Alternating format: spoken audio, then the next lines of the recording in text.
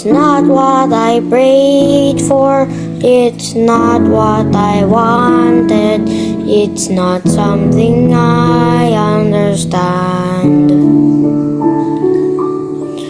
My circumstances seem so confusing, I'm placing it all in your hands. Your ways are higher than mine. I want mountains to move, but you want me to climb. So I'm gonna trust your work, your will and your time. Your ways are higher than mine.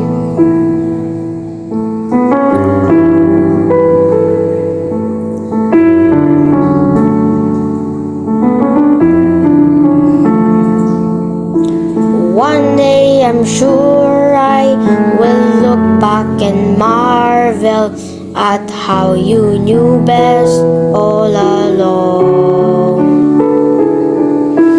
You see from heaven, you knew it's the hard times that make my faith steady and strong. Your ways are higher than mine.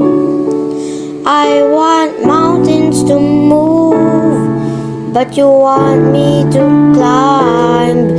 So I'm gonna trust your work, your will and your time. Your ways are higher than mine.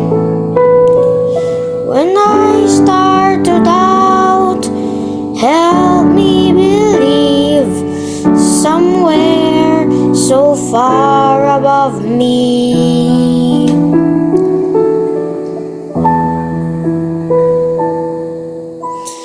Your ways are higher than mine. I want mountains to move, but you want me to climb. So I'm gonna trust your work, your will and your time.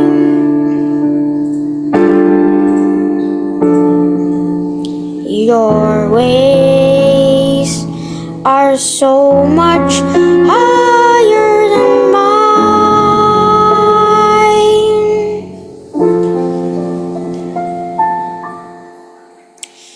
Your ways are higher than mine.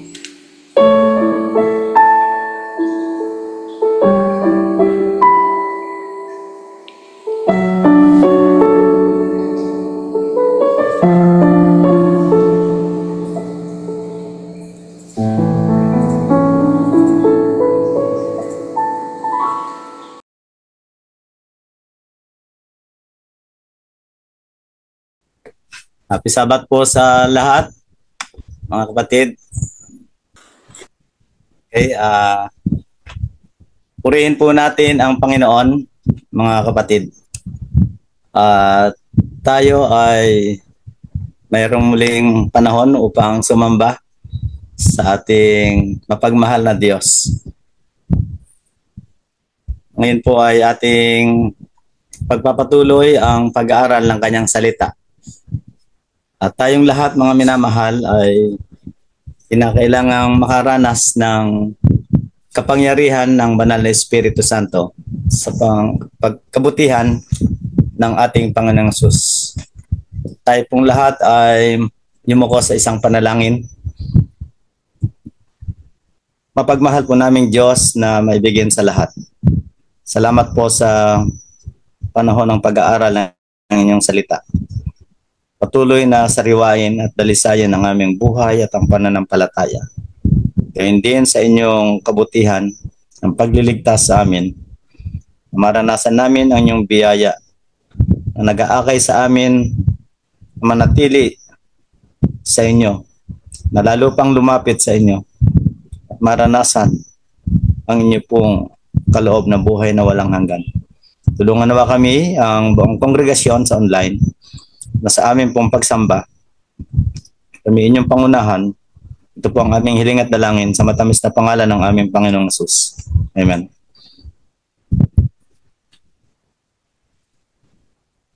Okay mga kapatid, bago po tayo tumalakay sa ganito pong maikling pag-aaral ngayong Sabat, ay nais ko rin pasalamatan ang lahat ng mga kapatid, kayo po na nariyan sa online, maging sa malayong lugar sa ibang bansa, sa iba't ibang probinsya, at tayong lahat ay iisa lamang sa harapan ng Panginoon. Amen. Walang mababa, walang mataas, walang mahirap, walang mayaman, at anuman ang kalagayan, kailangan natin si Jesus at tayo ay mahal ng Diyos. Salamat po sa invitation ng mag-ina ni Sister Lilian and Donna, sa bukuhan na atin pong kasamahan at nariyan po sa ating online.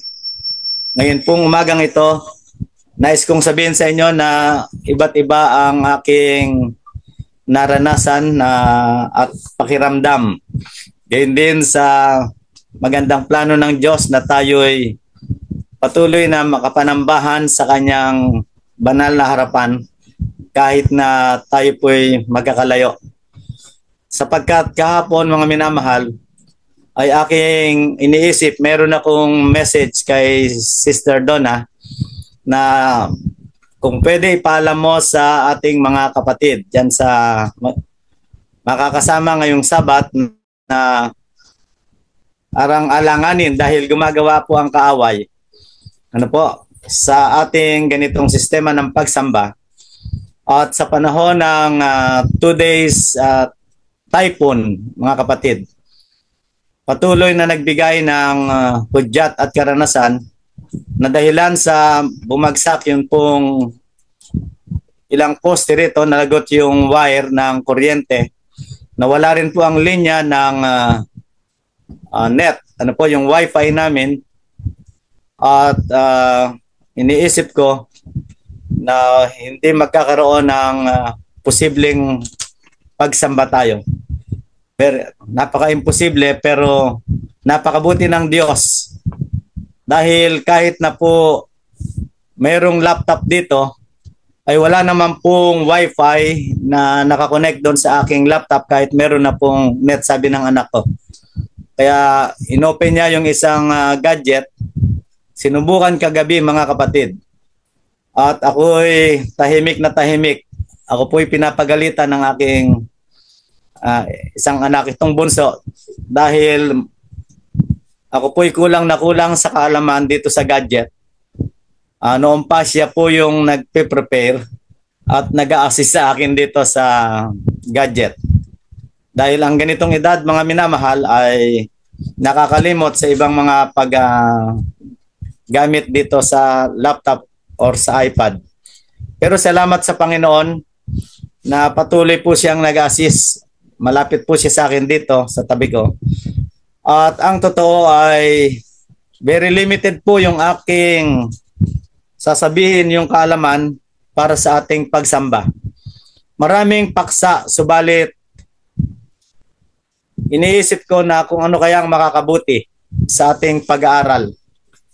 Pero ang Diyos ay nagkaloob sa pamagitan ng Holy Spirit ng inspiration na magpatuloy tayo at bigyan ako ng sasabihin para tayo'y mag-aral ng kanyang banal na salita. Kaya praise God, mga kapatid, na minsan pa tayo nagkatipon dito upang ang biyaya ng Diyos ay ating maranasan hanggang sa kanyang muling pagbabalik. Amen? Kaya tayo po ay pinagpala ng Panginoon.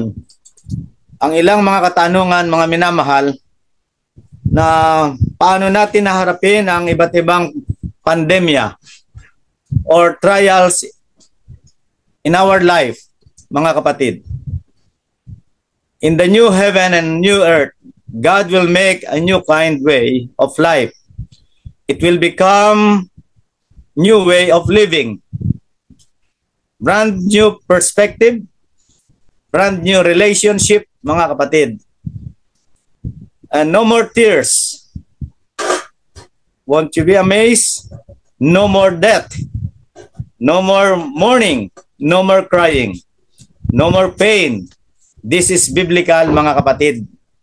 From Revelation chapter 21. At kaya nga sa talatang 4, ang ilang binabanggit ko ay inyo pong mababasa. No more pain. No more former things. It would like to say, and I would like to say, no more diseases. No more betrayals. No more backsliding. No more backbiting. No more pandemic. No more panic attacks. And no more vaccines. No more social distancing. No more worries and no more fears. No more soul life. No more crisis. No more rise, but we've always Christ in our life, mga kapatid. Amen.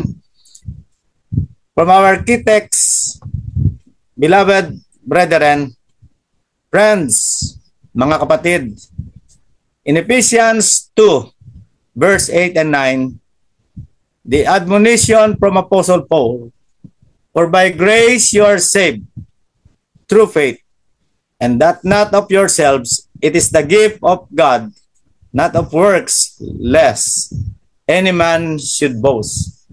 Mga kapatid, sa umagang ito, sa ating pagsamba, or anumang oras at panahon sa inyong lugar, mga kapatid, purihin natin ang Diyos dahil sa kanyang biyaya, tayong lahat, kayo at ako ay naligtas sa pamagitan ng pananampalataya at hindi sa ating sarili o sa ating gawa. Ito ay kaloob ng Diyos at hindi po rin sa ating mga gawa. Kaya nga't yung katanungan kanina sa ating Sabbath School lesson, yung isang katanungan tungkol sa kaligtasan, kahit na meron pong baptism, mga minamahal, ang biyaya ng Diyos ay sapat. Manampalataya lamang tayo sa Kanya at yung Kanyang pagpapahayag na for God so loved the world that He gave His only begotten Son, that whosoever believes in Him should not perish but have an everlasting life. Amen?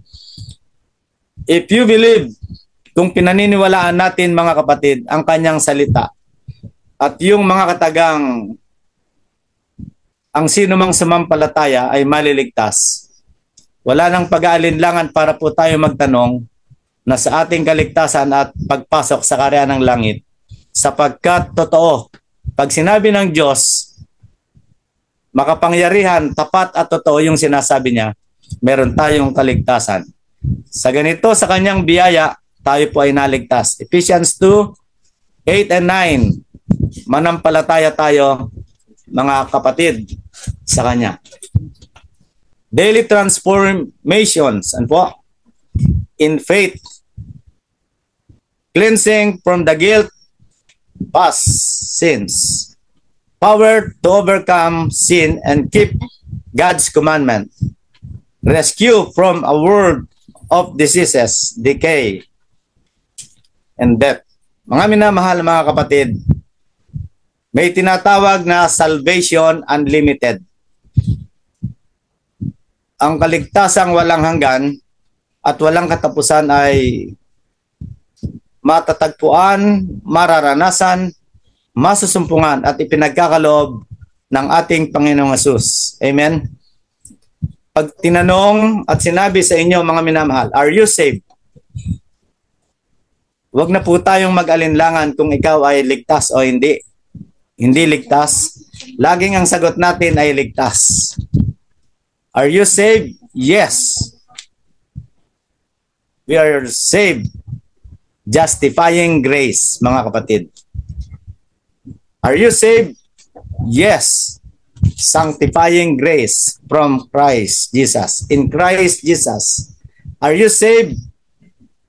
Yes. Glorifying grace. By God's grace, mga kapatid. Kaya sa puntong ito mga minamahal, ang unang miracle in Christ, justification, walking in the newness of life mga kapatid. Yung tinatawag na pag-aaring ganap. Sa Romans 5:1 mga minamahal, yung justified by faith. Nung masumpungan ko sa parallel, comparative Bible, ang pag-aaral na ito mga kapatid ay sinasabi very clear na nais ipahayag sa atin from King James Version mga kapatid.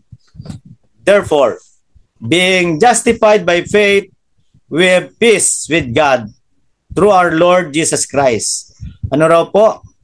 Meron tayong kapayapaan kay Kristo at sa pamagitan din ng pananampalataya, kayo at ako ay inaaring ganap ng ating Panginoon, Yesu Kristo.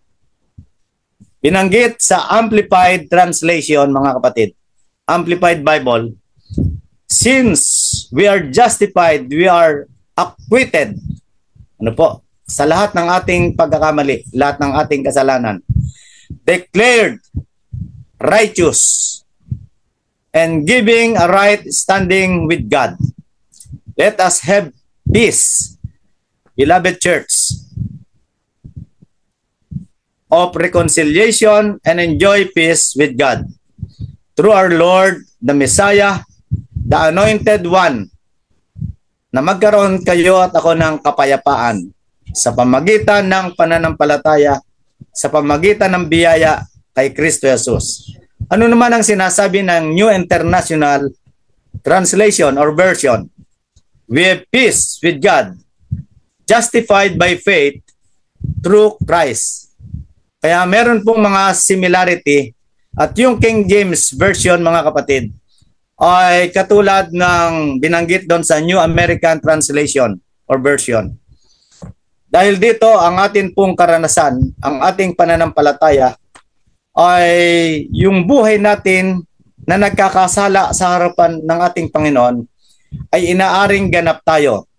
It means to be put right with God. If any man be in Christ, he is a new creature. Sangayon sa banal na kasulatan, sa sulat din ni Apostol Pablo sa 2 Corinthians 5:17 mga kapatid, King James Version, if any man be in Christ, he is a new creature. All things are passed away and all things are become new. So lahat ng bagay at ang lumang bagay ay nakalipas na at kanyang binago ng ating Panginoong Jesucristo. Kaya hindi po mahirap ang mamuhay sa panahon ngayon, lalo tigit kapag ka na kay Kristo ka, sapagkat ikaw at ako ay binago ng ating Panginoong Jesus, inaring ganap. Amplified Bible Translation. Therefore, if any person is changed in Christ, the Messiah, he is a new creation. The old moral, ang wika, old moral and spiritual condition has passed away.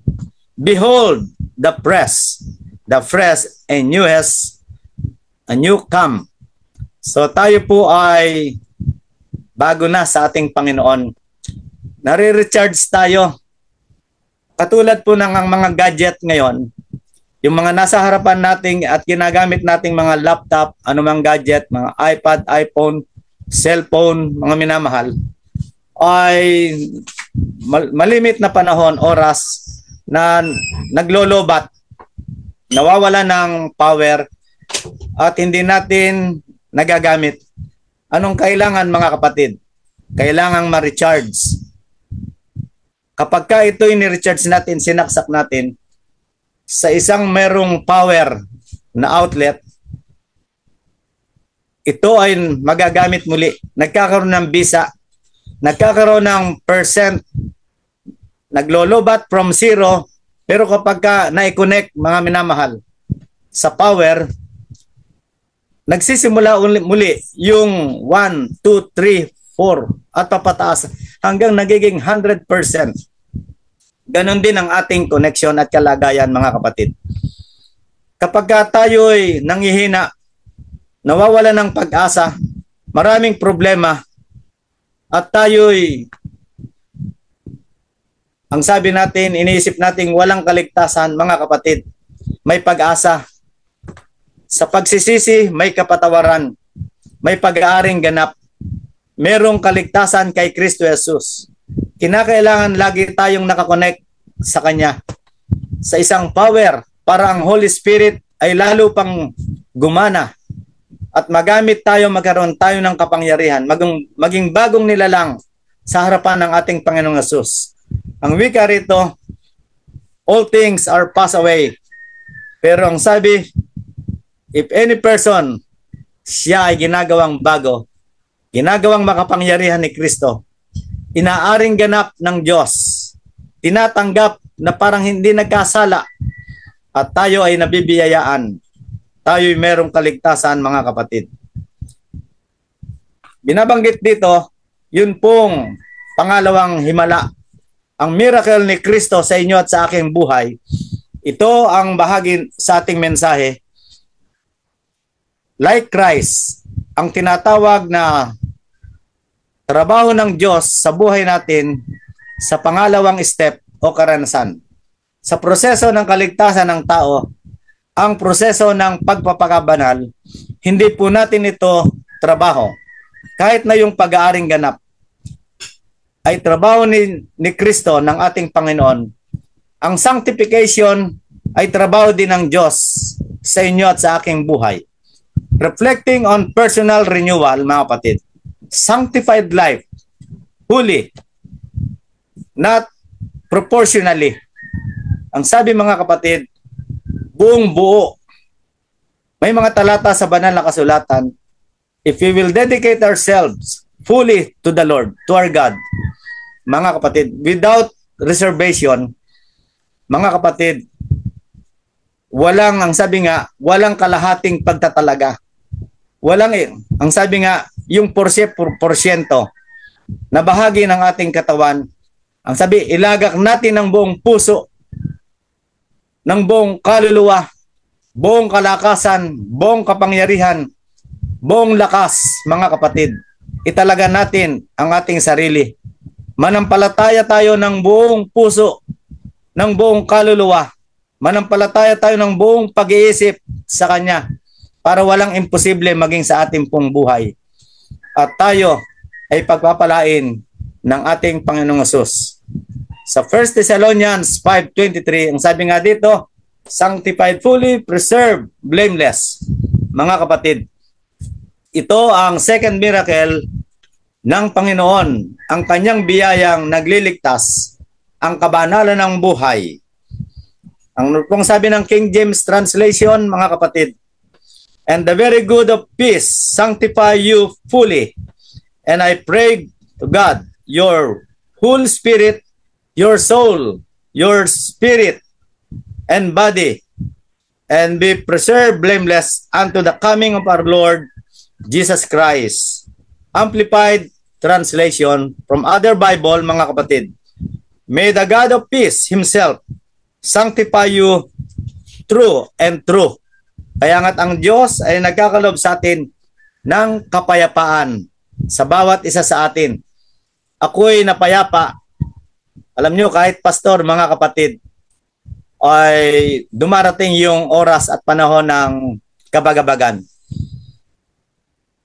2 days ago, kasama na yung kahapon at kagabing karanasan. Pero pinayapa ako ng Panginoon, ng Banal na Espiritu. Dahil sa kanyang mga salita, dahil sa kanyang mga pangako. Ang alam ko ay hindi tayo magkikita kahit sa online. Ang alam ko hindi tayo makakasamba sa kanya. Ang alam ko po hindi ako magkakaroon ng net, yung wifi para tayo makakonect sa isa't isa. But praise God, mga kapatid, na ibinagkaloob niya ang panahon. Binigyan niya tayo ng power, ang Holy Spirit. Nakakonect tayo sa bawat isa. At ngayon, ang mirakulo ng Panginoon ay ating naranasan. Hindi lamang in Christ Jesus, but like Christ, ang kabanalan ng buhay sa atin pong relasyon kay Kristo Jesus. please take note mga kapatid, hindi natin trabaho ang banalin ang ating buhay at pananampalataya. Ano man ang gawin natin, tayo'y hungkag sa kasalanan. Trabaho ng Diyos na tayo'y pabanalin, pasakdalin. Trabaho ng Diyos na tayo'y ariing ganap. Kaya nga't ang wika, mga minamahal, the God of peace Himself sanctify you true and true. Mga minamahal, mga kapatid, that they may separate you from profane things and make you pure, holy, and consecrated to God. And may your soul, spirit, and body be preserved, sound and complete, fully, blameless at the coming of our Lord Jesus Christ. Kaya yun po yung sanctification, yung kabanalan. Ano po? Sa 2 Corinthians 7:1, mga minamahal, ay binabanggit ang separation unto God or setting apart for a holy purpose. Kaya ito talaga ay pagpapakabanal.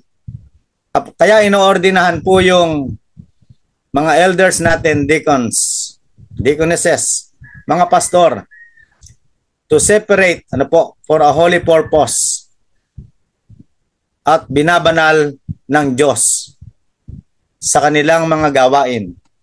Bukod sa para magampanan yung tinatawag na function sa gawain ng Panginoon, ay binabanal tayo ng ating Panginoon. And God is cleansing us from all our filthiness of the flesh, mga kapatid. Kaya ang sulat ni Apostol Pablo ay makatotohanan sapagkat salita po ito ng Diyos. At kapag sinabi ng Diyos, ang wika ko nga, ang kinin natin, paniwalaan natin, tanggapin natin, at gagawin ng Diyos ang mabuti sa ating buhay. Having therefore these promises, dearly beloved, let us cleanse ourselves from all filthiness, flesh, and the Spirit perfecting, ang wika, holiness in the fear of God, mga kapatid. Amplified Translation, therefore, since these great promises, our beloved, let us cleanse ourselves from everything. Ano ra po? Everything. Lahat. Sa lahat ng bagay that contaminates and defiles body and spirit. Consecration to completeness in the fear of God. New International Translation, dear friends, let us purify ourselves from everything that contaminates body, spirit, perfecting and holiness out of reverence for God. Mga kapatid, pinagpala tayo ng Panginoon sapagkat sa lahat ng ating buhay ay tinatrabaho niya hindi lamang ang pag-aaring ganap, kundi ang kabanalan sa ating pananampalataya. Reshapes our lives. The divine goal in sanctification is the transformation of our character into the likeness of Christ. Amen? Kaya yan po yung trabaho ng Diyos. Good news sa ating pong pananampalataya sa ating buhay. The third miracle with Christ, mga kapatid. With Christ. Yan po yung glorification. Ano po yung una? In Christ. Yung pangalawa, like Christ. Ang pangatlo, with Christ. Ano po? We rejoice in hope of the glory of God. Sa Romans 5 verse 2, mga minamahal, mga kapatid, ano po yung sinasabi, mga minamahal? At dyan tayo patuloy na nililinis at hindi na tayo nagkakasala. Mga kapatid, magalak tayo sapagkat ang kalwalatian ng Diyos ang nahayag, mga kapatid. Ang kalwalatian ng Diyos ang nahayag. Glorification is the miraculous and complete change from mortality to immortality that takes place in our physical bodies when Jesus comes again. The word Jesus Ano po? Maging sa Old Testament, yung Jesus, God, Yesu, ano po? Hanggang pagdating ng ating Panginoong Hesus, yung kalwalatian ang mararanasan ng kanyang bayan, mga kapatid. 1 Corinthians 15, verse 51. Atin pong makikita, change in the twinkling of an eye. Ano po? Sa isang kisap mata ng wika, mararanasan ang kapangyarihan ng Diyos. Change. There are changes, mga kapatid. Twinkling of an eye. Ang binabanggit sa King James Version, mga kapatid, behold, I show you a mystery. We shall not all sleep, but we shall all be changed. Naalala niyo po ba yung isang awitin natin? We shall all be changed. We shall all be changed. Di ba may ganun pong awit? Babaguhin ng Diyos sa kanyang biyaya, sa kanyang kapangyarihan, sa isang kisap mata, mga kapatid.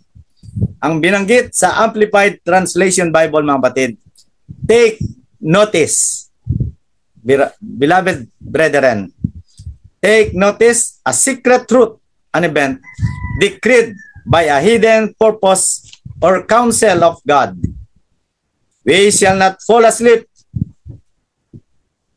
close open parenthesis, in death, but we shall be transformed. Kaya hindi pala lahat ng tao, mga kapatid, maniwala tayo, hindi lahat mamamatay. May dadatnan ng Panginoon pagdating ng mapalad na araw o oras ng pag-asa. Ano po? May dadatnan siya. Pero lahat ng mamamatay, ang wika, mga kapatid, ay meron ding pag-asa. Kaya ang binabanggit ko malimit, mga kapatid, sa buhay man o kamatayan, pag na kay Kristo, may pag-asa. Amen? Kaya wag tayong mawala ng pag-asa, mga kapatid. Ano man ang mangyari sa atin. The New International Version says, listen, we will not all sleep, but we will all be changed. Hindi lahat tayo matutulog, mga ginigiliw ng mga kapatid. Pero kahit mamatay o matulog ang tao sa kamatayan sa harapan ng Panginoon, babaguhin ni Kristo. That is from 1 Corinthians also, mga kapatid. From mortal must be put. Ang sabi nga, this mortal must put on immortality. Please take note, mga kapatid. Philippians 3:20. Our mortal bodies change. Ang wika. For our conversation is in heaven, from whence and we look for the Savior in the Lord Jesus Christ. Amplified translation, but we are the citizens there in heaven, of the state which is in the heaven, from it is also earnestly and patiently await the Lord Jesus Christ, the Messiah, the Savior. Amen. Beloved church, the New International Version said, but our citizenship in heaven, we eagerly await a Savior from there and the Lord Jesus Christ. Handa po ba kayo na sumalubong sa Kanya? Naghihintay po ba tayo na patuloy para sa pagdating ng ating Panginoon? Mga minamahal, mapalad tayo sapagkat meron tayong hinihintay. Huwag tayong mapagod sa paghihintay upang maranasan at makita natin makaulayaw ang ating tagapagligtas na pagdating ng araw. Ang sabi nga po sa Revelation 2:7, restored to the tree of life, mga minamahal. He that hath an ear, let him hear what the Spirit saith unto the churches. To him that overcometh will, and I give to it of the tree of life, which is in the midst of the paradise of God. Mga kapatid, those who are victorious, I will grant to it the tree of life in the paradise of God. Kaya sa ating pagsambang ito, sa mga oras na ito mga kapatid, tayo'y pinagpala ng Panginoon at sa bawat araw, meron tayong palaging maasahan na nag-aaring ganap sa inyo at sa aking pananampalataya, na nagbabanal at nagpapakabanal sa inyo at sa aking pananampalataya. At ang kalwalatian ng Diyos ay nahayag. Lagi natin siyang purihin. Binanggit dito sa Romans 8:18 to 23, mga minamahal, ang ating kaligtasan ay malwalhati sapagkat siya ang gumawa sa inyo at sa akin. Gloriously complete, fully, mga kapatid. Ito ay biyaya ng Diyos. Kaya nga tayo iniligtas niya. Are you saved? Laging yes, mga kapatid. Justifying grace in Christ Jesus. Are you saved? Yes. Sanctifying grace like Christ in Christ Jesus also, from Christ. Are you saved?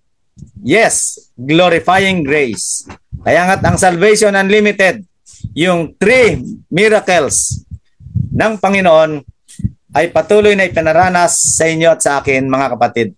Samantalang tayo nagtatapos, mga ginigiliw, balik natin palagi ang paglulahati sa Kanya, ang pagsamba, sapagkat napakabuti ng Panginoon at maghahandog kami ng awitin sa panahon pong ito sa inyong lahat sa kalwalatian ng Panginoon. Sambahin po natin siya. Lagi natin kailangan ng Panginoon sa ating buhay, mga kapatid. Aawit po kami, mga minamahal. Ang awitin po namin, mga kapatid, ay In Times Like This, sa ganitong kapanahonan.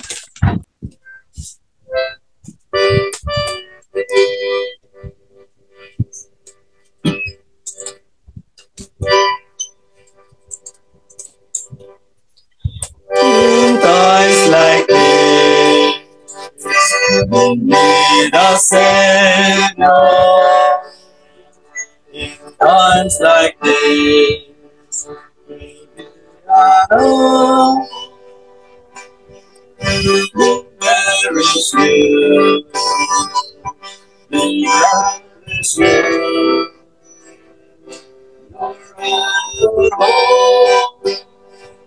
And brings the solid this song is Jesus, yes, he's the one. This one is Jesus, the only one. Perish you, perish you.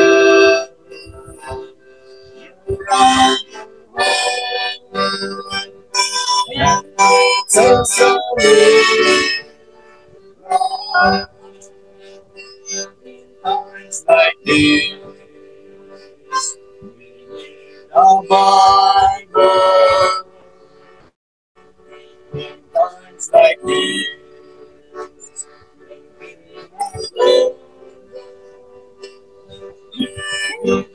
it's you. I best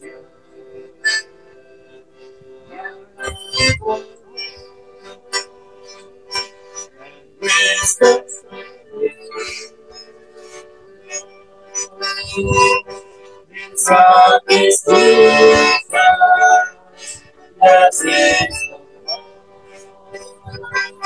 it's from this distance, the only be very true.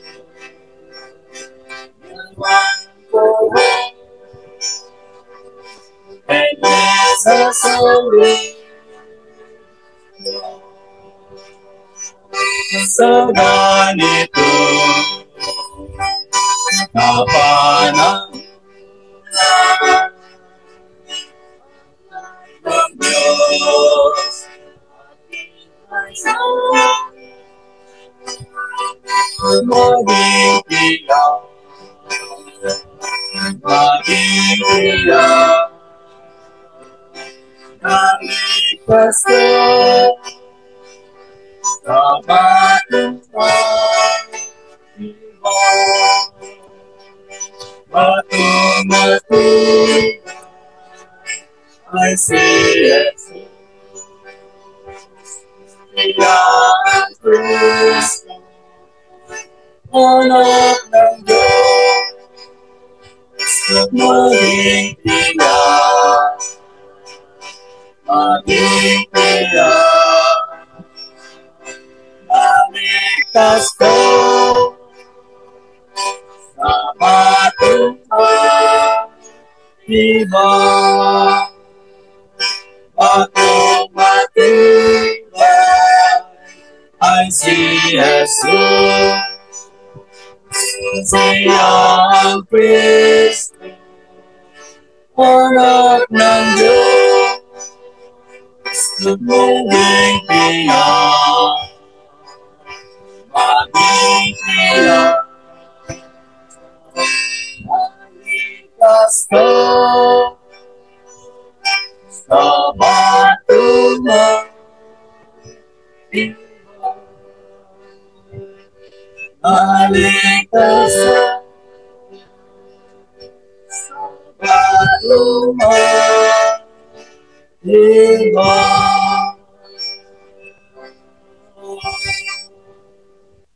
Okay, tayo po'y manalangin. Binabalik po namin, dakilang Diyos, ang papuri, pagsamba, pagluwalhati, at ang pasasalamat sa inyo sa oras na ito, sa banal na araw ng Sabat. Salamat po na makasama ang iglesia, ang mga kapatid, dito sa international na worshipers, at kami, Panginoon, ay nalulugod sapagkat inaring ganap nyo kami, pinapabanal nyo kami, patuloy nyo kaming ginagawang karapat-dapat sa inyong harapan at naluluwalhati lagi ang inyong banal na pangalan. Salamat po sa pag-asang pinagkaloob niyo sa amin, ang buhay na walang hanggan, ang kaligtasan, at ang lahat ng posible sa bawat sa amin ay nahayag dahilan sa inyong kabutihan at pag-ibig. Ito po ang aming hiling at dalangin. Salamat sa presensya ng Banal na Espiritu Santo at inyong tugaygay, kalakasan sa pananampalataya, ang pagpapala sa bawat isa. At ito po'y aming pinagkakalob sa inyo lamang. Pagpalain ang bawat isang mga kapatid, ang lahat ng sambahayan ngayon at magpakailanman. God bless you all. Amen.